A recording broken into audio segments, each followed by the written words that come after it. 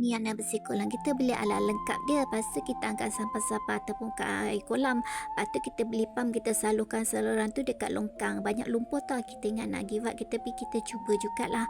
Lepas tu hari seterusnya kita sambung sebab pam tu pun dah panas dah. Kita terpaksa buka air sebab ada ikan ni. Hari seterusnya kita angkut lumpur-lumpur tu masuk dalam tong.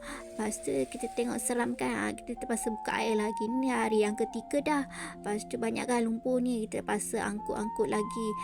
Letak dalam tong. Lepas tu sampai badan kotor guys. Lepas tu kita pasal buka air sebab ikan tu ada. Lepas tu kita ambil lumpur-lumpur ni, kita dah letak dalam baldi. Lepas tu kita buang kat longkang. Tapi lumpur ni dia boleh ni tau, jadi baja dia dari najis ikan ni.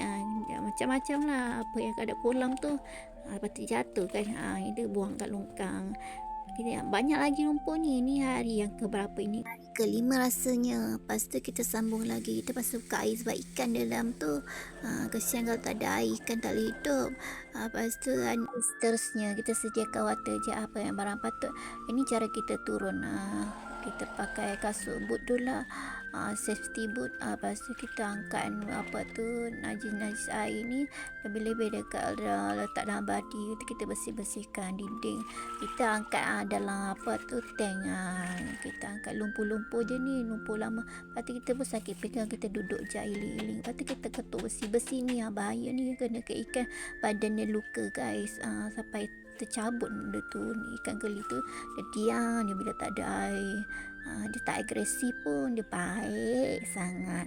Lepas tu kita buka apa tu saluran yang di belakang kolam ni.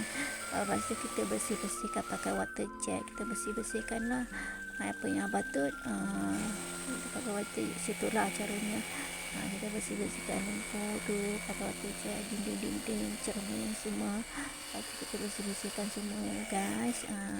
Batu-batu, mana-mana yang patut kita bersihkan. Ikan geli tu diam je guys. Ini kuat tau. Ini kura-kura kecil ni apa dipanggil lontong kot. Jenis lontong. Lepas tu kita buang air tu selalu kat belakang tu. Tapi ikan geli tu ada merajuk pula. Dia tak nak bagi kita buat kerja pula. Kita apa tu saluran yang belakang ni kita letak pipe dah keluar.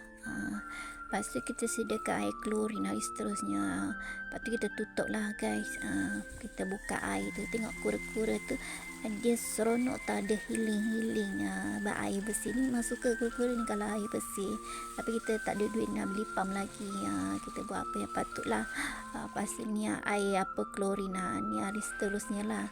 Apa tu pakai air klorin. Tapi kita ada silapnya, kita bagi roti kat ikan. Air jadi keruh. Kura pun suka air jenis dia healing kan. Baik kata jangan bagi makanan mudah larut macam roti, nanti air keruh.